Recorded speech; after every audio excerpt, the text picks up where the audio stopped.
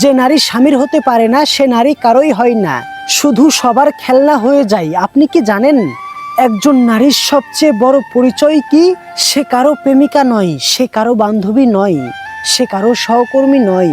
তার সবচেয়ে বড় পরিচয় হলো সে একজনের স্ত্রী।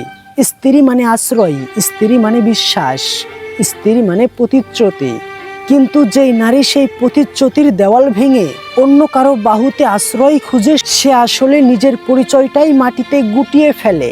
একবার ভেবে দেখুন, যেই নারী নিজের স্বামীর প্রতি বিশ্বস্ত থাকতে পারে না, সে কি সত্যিই অন্য কারো কাছে সম্মান পাবে?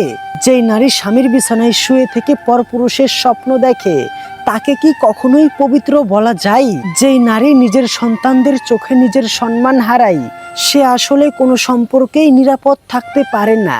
সত্যিটা হলো, পরকীয়ার প্রথম কিছু মুহূর্ত হয়তো রঙিন মনে হবে, নিষিদ্ধ স্পর্শ, গোপন কথাবার্তা, এক ধরনের উত্তেজনা, কিন্তু সেই উত্তেজনা খুব দ্রুতই ফুরিয়ে যায়। তারপরে কি থাকে? থাকে শুধু অপরাধবোধ, সামাজিক লজ্জা আর এক জীবন্ত কবর। আপনার প্রেমিক আপনাকে সত্যিকারের ভালোবাসবে না, সে আপনাকে শুধু ব্যবহার করে। আপনি তার কাছে শুধুমাত্র নতুন খেলনা, নতুন রোমান্স। আপনার শরীর পুরনো হয়ে গেলে অন্য খেলনা খুঁজে নিবে, তখন আপনি কি হবেন? আপনার স্বামী তখন আপনাকে আর গ্রহণ করবে না, সমাজ আপনাকে নষ্ট চরিত্রের নারী বলবে, সন্তান আপনাকে ঘৃণার চোখে দেখবে।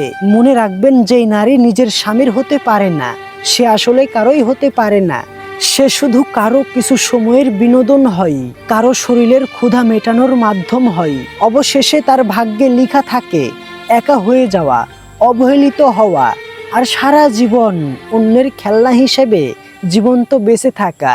আজ আয়নার সামনে দাঁড়িয়ে নিজেকে শেষ প্রশ্ন করুন, আপনি কি সত্যিই কারো স্ত্রী, নাকি কেবল কারো ক্ষণিকের বিনোদনের খেলনা?